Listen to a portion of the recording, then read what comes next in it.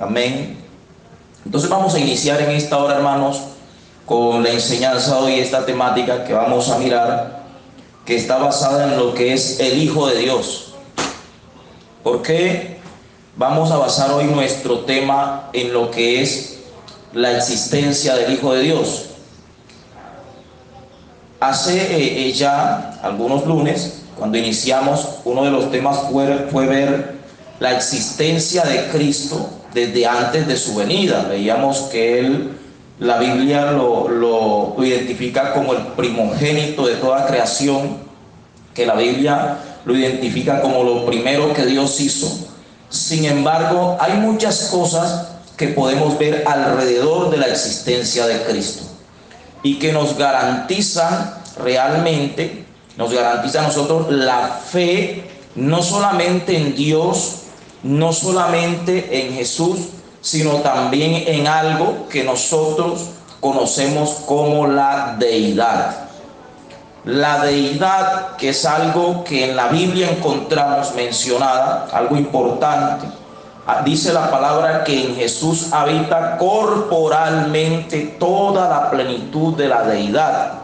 Algunos confunden deidad con solamente cifras cuantitativas. Mira, la deidad quiere decir que son dos, pero no. La deidad no está diciendo que son dos. La deidad está diciendo que hay una unidad perfecta entre seres divinos.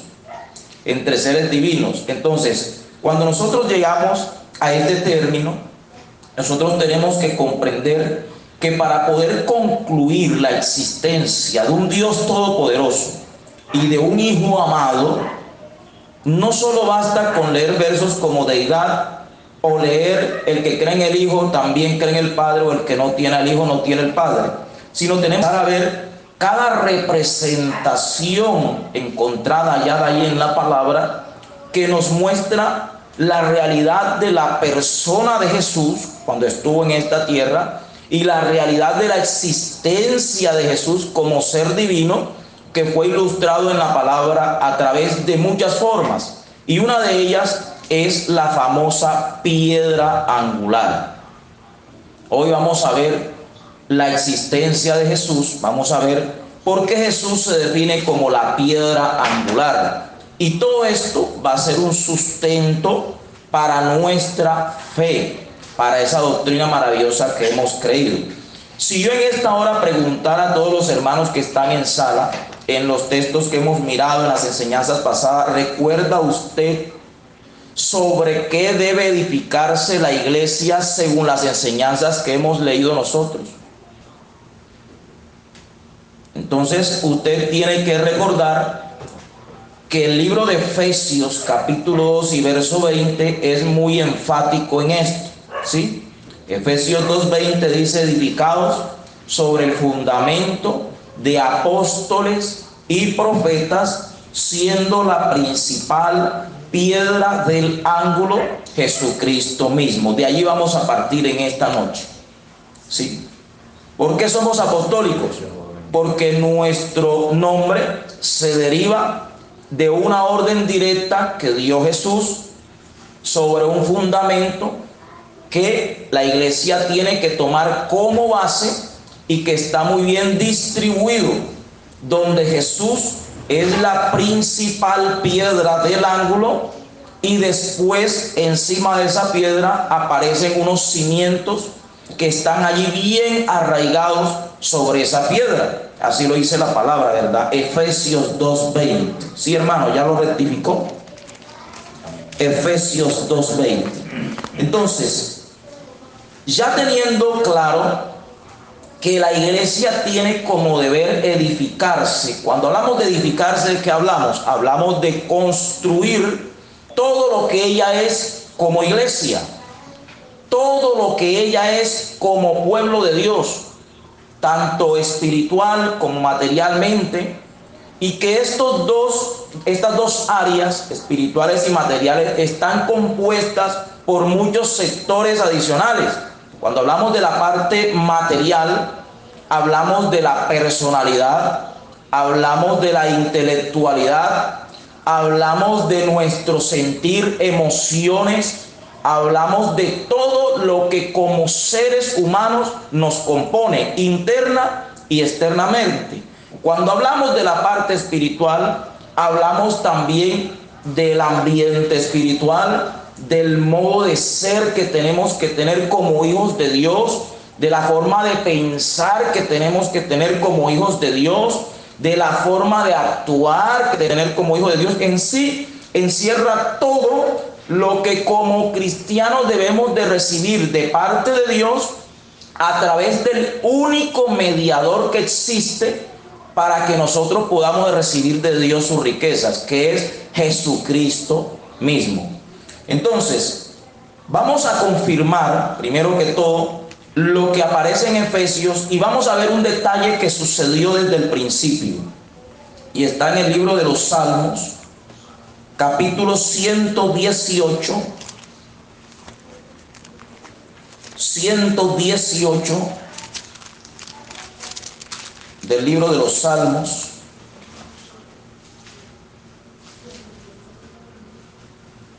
Y vamos a leer el verso 22 y el verso 23. Y dice la palabra de Dios en el nombre de Jesús, dice: la piedra que desecharon los edificadores ha venido a ser cabeza del ángulo. De parte de Jehová es esto, y es cosa maravillosa a nuestros ojos. Oiga bien, hay una afirmación allí: es cosa maravillosa a nuestros ojos. Es algo que impacta realmente.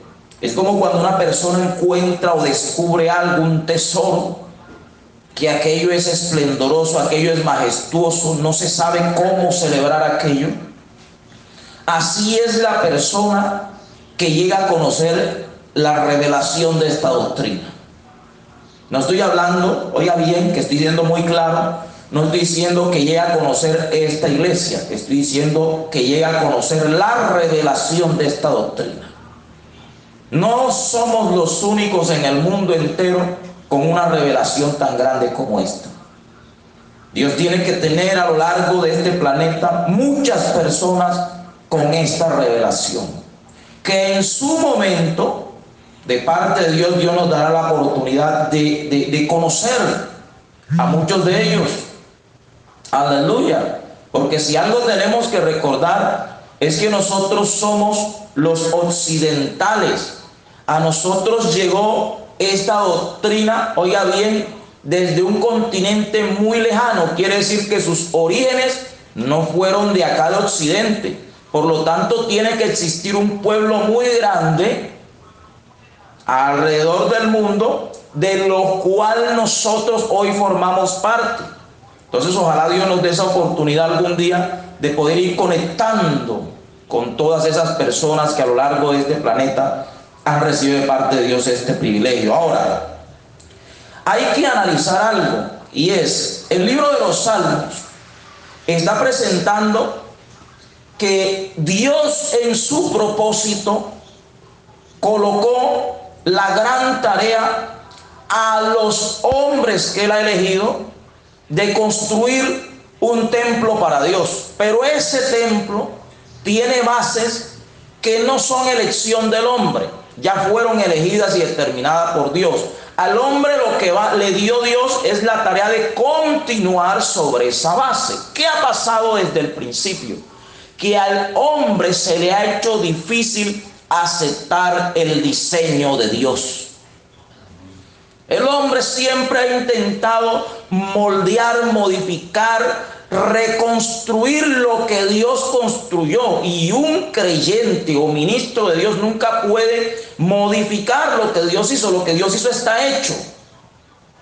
Lo que a todo siervo de Dios le toca es continuar con esa gran labor.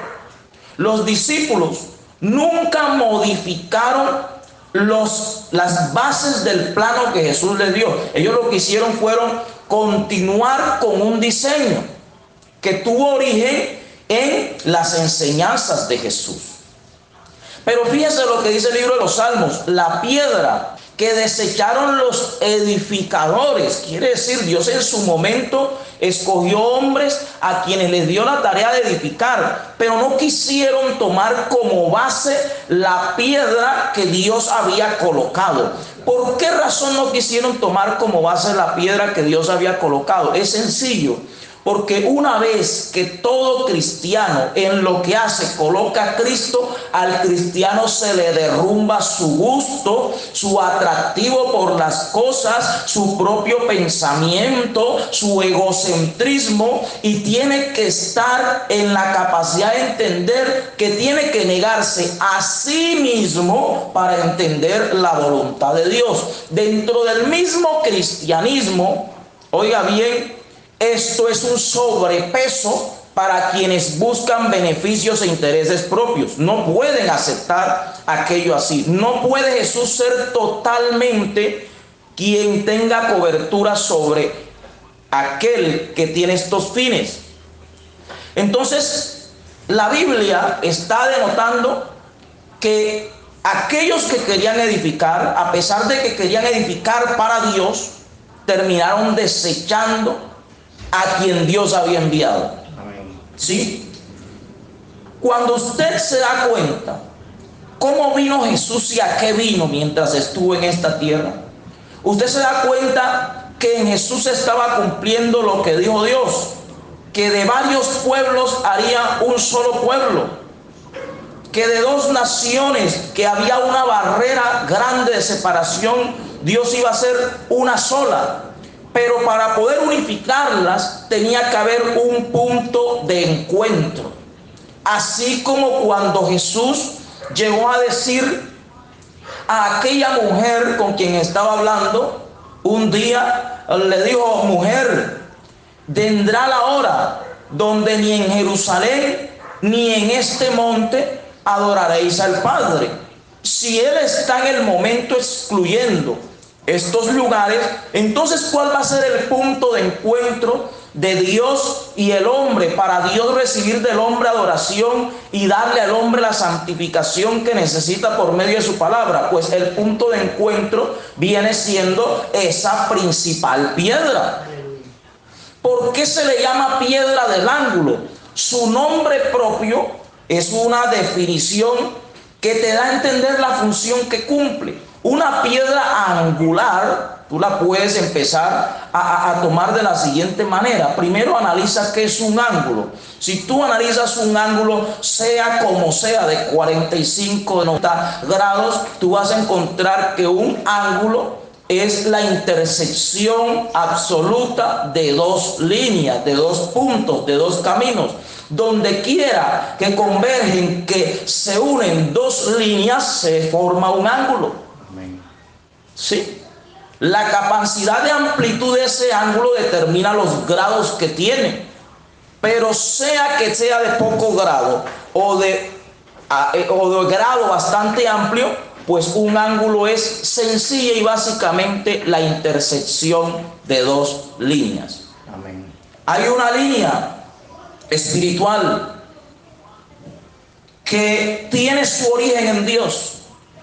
Hay una línea terrenal que tiene su origen en el huerto del Edén, y que por causa de la desobediencia, estas líneas que tenían mucha cercanía, pues la Biblia dice que en Edén Dios se paseaba al aire del día y tenía una relación directa con el hombre que había creado, pero por causa del pecado se produce una ruptura, una separación en esa relación estrecha.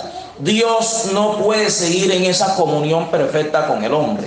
¿Qué hace Jesús? Si usted busca el libro de los Romanos del ministerio de la reconciliación, se da cuenta que Jesús lo que viene es a unificar nuevamente esas dos líneas. Por eso Jesús, siendo el punto céntrico y siendo una pieza estable, sólida, capaz de sostener toda una edificación, es conocido como la piedra angular. Si no la decimos, la Biblia no dice que Jesús es la principal piedra porque a alguien se le ocurrió identificarlo con piedra. No, Jesús es una piedra angular porque ejerce funciones como una roca estable, que no tiene, oiga bien, en ningún momento la más mínima posibilidad de ser removida por nada. Y esto lo vamos a ver ¿dónde? En Isaías capítulo 28 y verso 16. Mire lo que dice Isaías 28, 16. En esta hora dice la poderosa palabra de Dios de la siguiente manera. Dice: por tanto, Jehová el Señor dice así: he aquí que yo he puesto en Sión por fundamento una piedra, piedra probada, angular, preciosa, de cimiento estable. El que creyere no se apresure. Amén. Sí. Allí usted puede ver que la Biblia está diciendo: Dios mismo colocó en Sión. ¿Qué es Sión? La ciudad de Dios. Que si usted traduce eso al tiempo de hoy, Sión, ilustrativamente, es la iglesia. ¿Sí? La Sión del futuro. Aleluya. Sión es la iglesia. Ilustrativamente es la iglesia.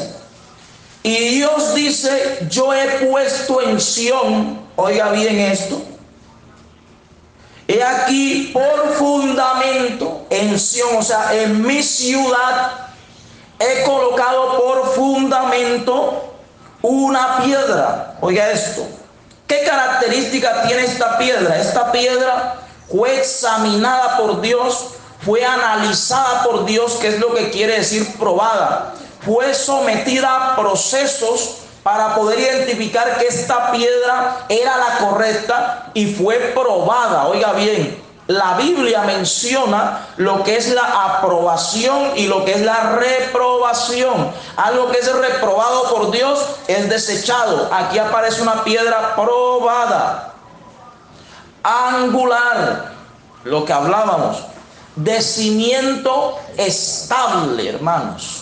Esto es importante. Y dice: el que creyere no se apresure. De allí en adelante, cuando usted llega a este punto, entonces usted se da cuenta la realidad de una doctrina que para estar en veracidad, para ser conocida como una doctrina verdadera, necesita unas características únicas, y una de ellas es estar bien fundamentada. Y si esta piedra angular no está como fundamento de la doctrina que usted y yo creamos, entonces existe un problema serio. Que usted y yo podemos construir y hacer cosas para Dios, pero como dice el apóstol Pablo en su carta a los Corintios: la obra que todo hombre haga, cualquiera que sea, el fuego la va a probar. Y allí solamente se va a sostener la obra que haya sido edificada, primero, conforme al diseño de Dios; segundo, y teniendo como base esta piedra angular. Ahora, hay una palabra que Jesús le dio a sus discípulos y especialmente a Pedro. Vamos a trasladarnos al Evangelio según Mateo, capítulo 16. Aleluya. Mateo 16. Gloria a Dios. Mateo 16 y verso 18. Gloria a Jesús. Y dice de la siguiente manera: ya conocemos que este es un diálogo que tiene Jesús con sus discípulos, y en medio de ese diálogo Jesús hace una pregunta: ¿quién dice ustedes que soy yo? Pedro responde: tú eres el Cristo, el Hijo del Dios viviente. Jesús le empieza a decir: bienaventurado eres, porque no te lo reveló carne ni sangre, sino mi Padre que está en los cielos. Y termina diciéndole algo importante que está en el verso 18, y dice: y yo también te digo que tú eres Pedro, y sobre esta roca edificaré mi iglesia, y las puertas del Hades no prevalecerán contra ella. Esto es algo que vamos en este momentico a tomar aquí de una forma muy delicada, porque esta palabra se ha prestado para mucha confusión hoy y por eso se distorsiona en gran manera la interpretación bíblica, que da paso a muchas doctrinas, al nacimiento de nuevas ideologías sobre el cristianismo, nuevos conceptos. Pero fíjese lo que dice la palabra. Cuando Jesús está hablando con Pedro, porque vamos aquí a figurar dos cosas. Una, dentro de quiénes está el diálogo, porque eso hay que tomarlo para poder comprender qué tipo de expresión está dando Jesús. A pesar de que Jesús hace una pregunta general, está con sus discípulos y él pregunta: ¿quién dicen los hombres que soy yo?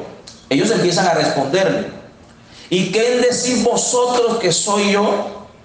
Pedro es quien responde, no todos. Pedro es quien responde: tú eres el Cristo, el Hijo del Dios viviente. Desde el momento que Pedro responde, ya el diálogo no sale de forma general. Ya Jesús se encara con Pedro y no le dice a los discípulos en ningún momento: bienaventurados ustedes porque han escuchado una revelación en Pedro que no será. No, el diálogo ya tiene dirección determinada hacia una persona. Está hablando con Pedro en primera persona, le está diciendo: bienaventurado eres Simón, hijo de Jonás. Ya está hablando con él. Los demás están allí en ese momento ya como testigos, pero ahora el diálogo ya no es dirigido a los discípulos, sino a la persona de Pedro. Y le dice: bienaventurado eres Simón, hijo de Jonás, porque no te lo reveló, no dice no se los reveló, no te lo reveló, persona de Pedro, carne ni sangre, sino mi Padre que está en los cielos. ¿Sí? Y dice, mire lo que dice entonces el verso 18: y yo también te digo que tú eres Pedro. Está hablando con Pedro. ¿Sí? Yo también te digo que tú eres Pedro, y sobre esta roca edificaré mi iglesia. De allí se ha originado una gran confusión que persiste hasta el día de hoy en grandes doctrinas, en grandes congregaciones, que por haberle dicho Jesús: yo también te digo que tú eres Pedro, y que es real, es cierto que la palabra Pedro significa piedra, el nombre Pedro significa piedra. De ahí deducen de que la iglesia quedó fundamentada sobre la piedra que era Pedro, pero no, imposible. Imposible, porque la piedra que Dios habla, sobre la que iba a ser fundamentada la iglesia, dice la Biblia, era una piedra de cimiento estable. Quiere decir, esa piedra no tiene ni la más mínima posibilidad de ser removida por nada. Y si nosotros miramos la vida del apóstol Pedro, Pedro en más de una ocasión fue movido, porque tenía que ser así, porque él era carne y sangre, porque él era humano, porque él también era débil. Pero él presentó falencias en algunos momentos, falencias que fueron fortalecidas por Jesús a través de sus mismos compañeros, como el caso de cuando Pablo reprende a Pedro en Antioquía. Entonces, no podía ser Pedro la piedra de cimiento estable, jamás. Si usted lee Hechos 4:11, se va a dar cuenta que dice: este Jesús es la piedra reprobada por los edificadores. Pero esa que desecharon los edificadores, ¿qué ha venido a ser?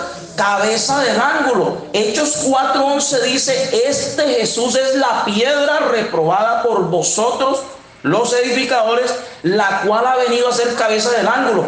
Hechos te está de inmediato, el mismo Pedro te está de inmediato diciendo: esa roca sobre la que se iba a edificar la iglesia, que está en Mateo 16:18, no soy yo, es Jesús. Este Jesús es la piedra.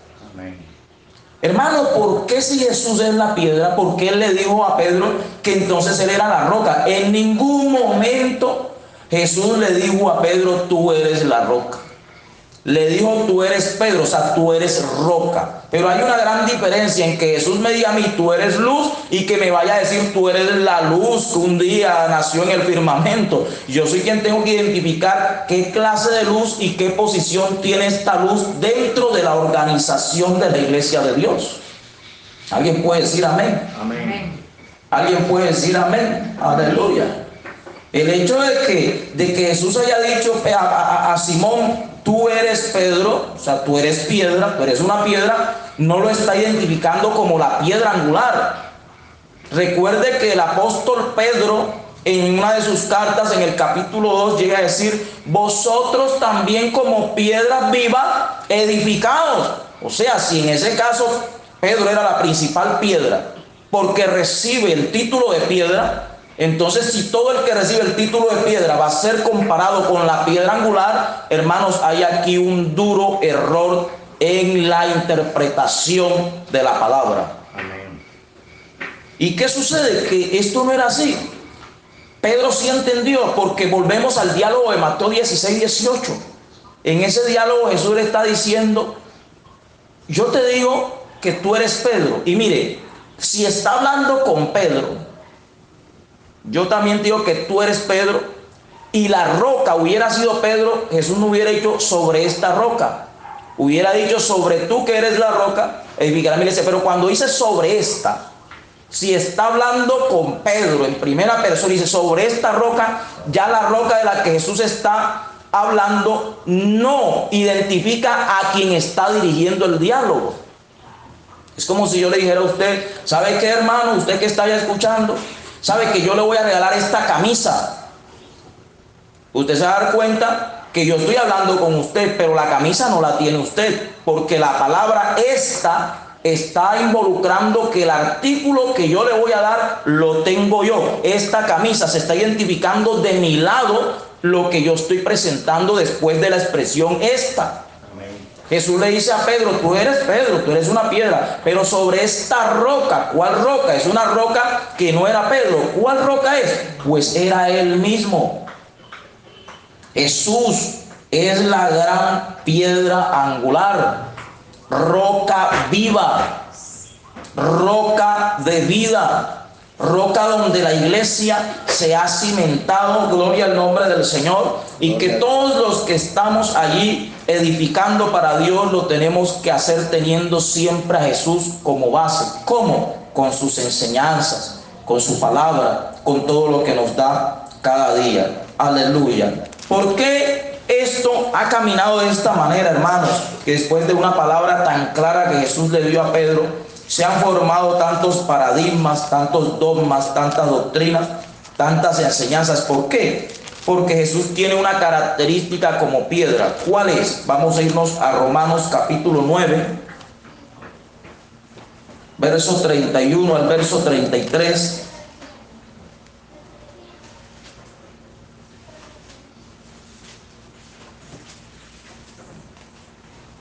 Aleluya. Y dice el verso 31, mas Israel que iba tras una ley de justicia no la alcanzó. ¿Qué no alcanzó? Mira el título, la justicia que es por fe. La justicia que es por fe, Israel no la pudo alcanzar, aunque iba, dice la palabra, tras una ley de justicia, no la alcanzó. ¿Por qué? Dice, porque iban tras ella no por fe, sino como por obras de ley, pues tropezaron en la piedra de tropiezo. Hermano, la piedra de tropiezo, ¿cómo así que va a ser Cristo? Si Cristo no está para hacer tropezar a nadie. No identifique esto así. La Biblia no se mira de esa manera. Mire lo que dice el verso 33, como está escrito, he aquí pongo en Sión piedra de tropiezo y roca de caída, y el que creyere en él no será avergonzado. Mira lo que te está diciendo. Pone una piedra, sí, de tropiezo y roca de caída. Hermano, Jesús fue puesto para hacer tropezar. No, porque es que el tropiezo no va a ser inducido por Jesús. Mire, Jesús es un rey que da vida y vino para dar vida. Pero usted sabe que así como él da vida, él tiene poder para quitarla, o sea, para dar la muerte. En su intención Jesús, va a ser quien va a estar a cargo de lo que va a suceder ese día, el día del juicio. Óigame bien, Jesús no quiere condenar a nadie, pero Él tendrá que decirle a muchos: apartados de mí, hacedores de maldad, y tendrá que dar la orden de que sean lanzados a las tinieblas de afuera. Jesús vino a condenar al mundo. La palabra dice que Él no vino a condenar al mundo, sino a que el mundo sea salvo. Pero no es decisión de Jesús, es la consecuencia de las acciones que son resultado de las decisiones de las personas quien generan esa decisión de Jesús. Entonces, una cosa es que Jesús fuera roca de tropiezo, piedra de tropiezo, porque la intención de Él fuera hacer tropezar, y una cosa muy distinta es que Él es una piedra de fundamento, pero que al hombre no entender, se meten en la forma contraria al diseño de Dios y terminan tropezando con una roca que debiera ser para ellos vivir y no para morir por tropiezo. Amén. A su nombre gloria, a su nombre gloria. Entonces, tú vas viendo que la Biblia te va identificando diversas características de esta piedra, pero que en todas ellas te va identificando que esta piedra tiene nombre propio, y esa piedra se llama Jesús. Amén. A su nombre gloria, a su nombre gloria. ¿Cuántos lo alaban, hermanos? ¿Cuántos le regalan un aplauso a Jesús en esta noche? Aleluya, gloria a Dios. Aleluya. La clave para no tropezar con esta piedra es sencilla. Se llama obediencia. La obediencia es la clave para no tropezar con esta piedra. Entre usted más obedezca, en vez de estar a un lado de ella o tropezar con ella, usted entonces se fundamenta en ella. Así lo dice la Biblia en la parábola de los dos cimientos, que el hombre que puso su casa sobre la roca, allí estaba y vino lo que vino y no lo movió. Entonces, la clave para no tropezar con esta piedra es la obediencia. La obediencia, todo acto de obediencia nos ayuda a sostenernos en esa piedra. ¿Cuánto alaban la gloria de Dios? Todo acto de obediencia nos ayuda a sostenernos en esa piedra. ¿Cómo puedo identificar yo si el diseño de esa piedra que yo estoy presentando pertenece a la ley? Si el diseño que yo estoy ahorita enseñando pertenece a la ley o a la gracia de Dios, yo tengo que buscar esto en la palabra. Entonces usted va a mirar lo que dice, ya lo nombramos ahorita, Primera de Pedro 2:6, ¿sí? Primera de Pedro 2:6. Vamos a repasar esto rapidito porque el tiempo ya se nos ha ido. Primera de Pedro 2:6 dice de la siguiente manera: ahí está confirmando, ¿verdad? Dice: por lo cual también contiene la Escritura. Oiga esto, no dice dice contiene. Contiene la Escritura. ¿Qué contiene? ¿Qué contenido encontramos aquí? Dice: he aquí pongo en Sión la principal piedra del ángulo, escogida, preciosa, y el que creyere en él no será avergonzado. En estos momentos estoy tratando de darles las citas concernientes a esto que confirman lo que leímos en Salmos, ¿verdad? Lo que leímos allá en Romanos. ¿Por qué es necesario hacer esto? Porque no podemos basar una enseñanza en un solo versículo y sacar y desplegar una cantidad de conceptos de un versículo. La Biblia me dice en Isaías 8:20, y esto que lo guarde la iglesia y lo memorice, porque lo he tocado en todas las enseñanzas que se han dado los lunes. Isaías 8:20, un versículo referente en base al manejo de la Biblia, que dice: conforme a la ley y al testimonio. Yo tengo que buscar que cada enseñanza, cada concepto, cada pensamiento que a mi vida llegue en base de la palabra de Dios tenga una confirmación a través de ella misma. Entonces estamos mirando las confirmaciones. ¿Qué dice Zacarías 3:9? Zacarías 3:9.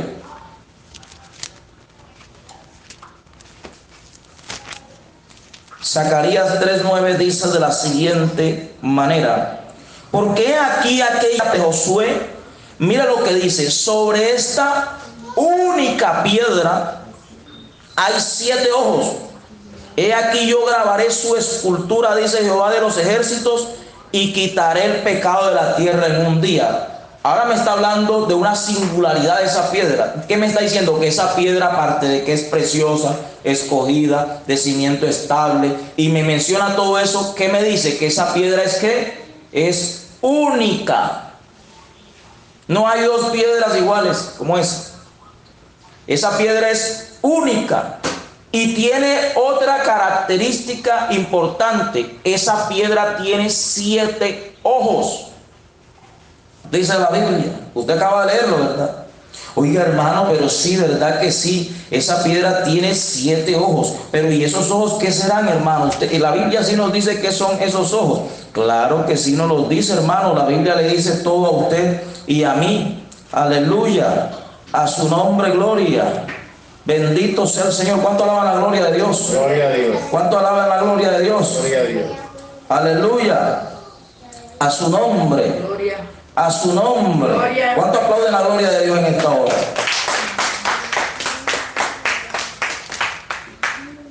Bendito sea el Señor. Vamos a trasladarnos al libro de Isaías capítulo 11. Al nombre de Jesús la gloria. Ya estamos terminando, amados. Isaías capítulo 11.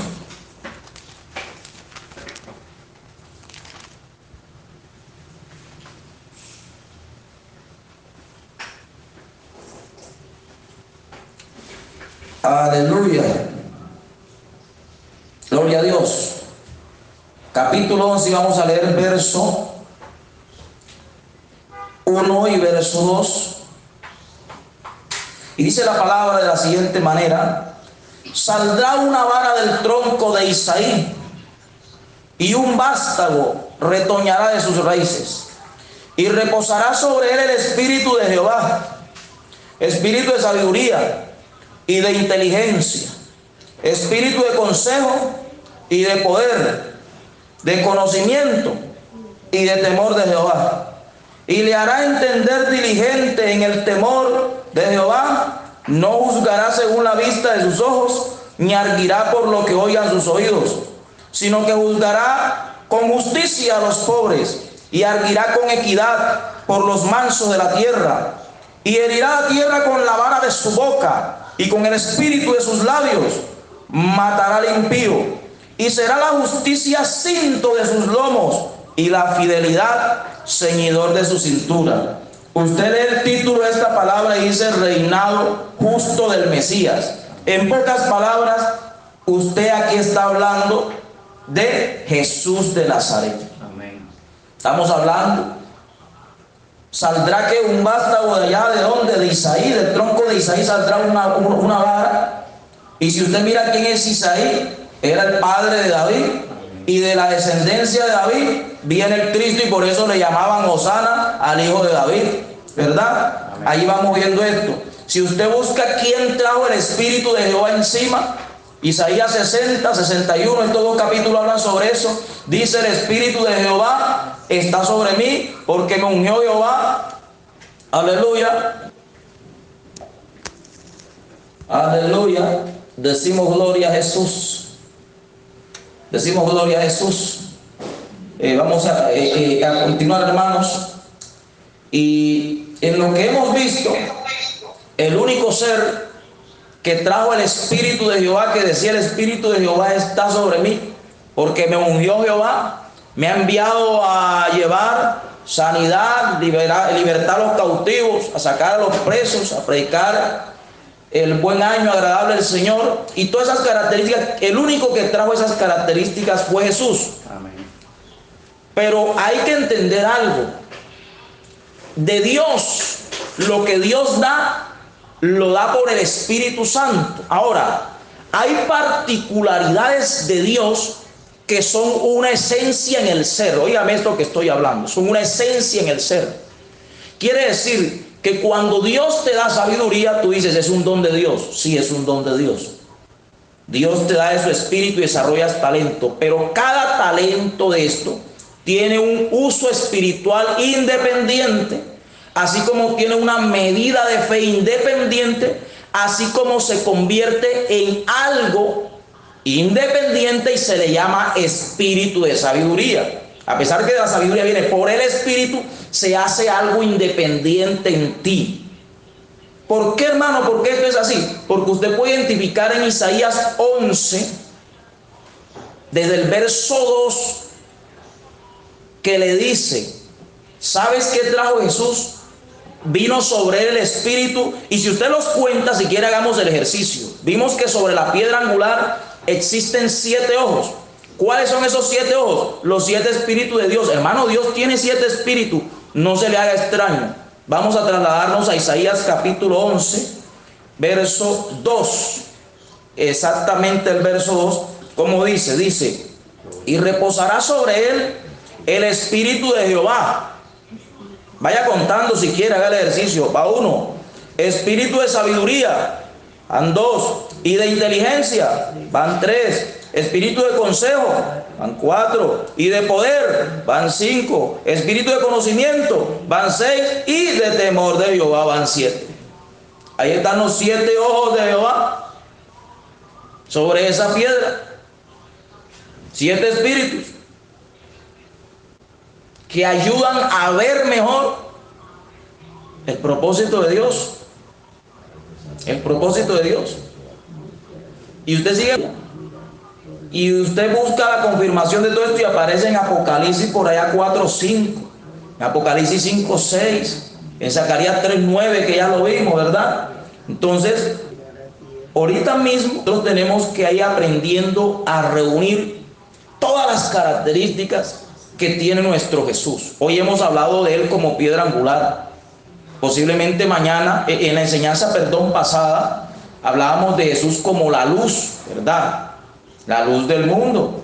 ¿Dónde se originó? Allá en Génesis. Vimos que hay una alteración en el capítulo 1 a nivel cronológico, porque el verso 1 no es el primer verso de la Biblia. Pues en el verso 1 aparece el cielo, la tierra, y ese no fue el principio de la creación de Dios. El principio de la creación de Dios fue Jesús, que es esa luz que alumbra a todo hombre. Entonces el verso 3 realmente es el primer versículo, no el verso 1 de Génesis 1. Amén. Aprendíamos sobre quién era esa luz, dónde alumbra, desde cuándo existe. Hoy hemos visto al mismo Jesús no como luz, sino como la piedra angular, como el punto de intersección, que es lo que es un ángulo entre dos líneas. Ahí recordamos lo que dice el apóstol Pablo en sus cartas allá en Tesalonicenses, en Timoteo, que dice que hay un solo mediador entre Dios y los hombres. Quiere decir que Jesús es el punto de intersección entre Dios y el hombre, convirtiéndose ese punto en un ángulo. Si usted mira Apocalipsis, le dice que Juan vio que descendía a la Nueva Jerusalén. He aquí el tabernáculo de Dios con los hombres. Tabernáculo, centro santísimo, lugar de reunión para adoración, donde hay un Dios que está allí y un pueblo que lo adora. Jesús sigue siendo el punto céntrico. Si usted busca Romanos sobre el ministerio de la reconciliación, le dice, Dios estaba ¿dónde?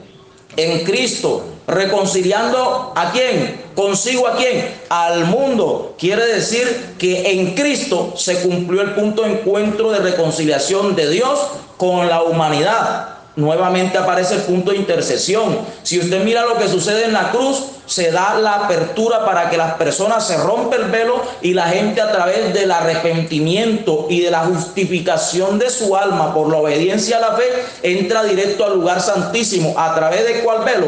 Del velo que se abrió, dice la Biblia, que era el de su carne. Nuevamente Jesús es el punto de intercesión. Entonces, hoy hasta este momento, porque el tiempo se nos ha ido, dejamos hasta aquí. Pero si usted busca la escritura por todos lados, usted va a encontrar que Jesús es el eje sobre el que se mueve el plan salvador de Dios y donde se mueve la cercanía del hombre hacia Dios. Amén. Ese es el punto de encuentro. Y si es el punto de encuentro de una línea espiritual con una línea terrenal que se rompió en el huerto de Edén por la desobediencia, entonces si Él es el punto de encuentro, se formó un ángulo. Y lo más lindo es que Él no solamente es el punto de encuentro, sino es el soporte de ese encuentro, donde si por la obediencia somos fieles, nadie nos mueve de allí. Reúne entonces las características: una piedra de cimiento estable, una piedra que no se mueve, probada y aprobada, escogida, preciosa. Esa es la piedra que puso Dios. Nunca se le olvide la cita de Isaías 28:16. Esa es base de nuestra doctrina. No podemos creer otra cosa. Entonces, mis amados, en esta noche, que Dios les bendiga.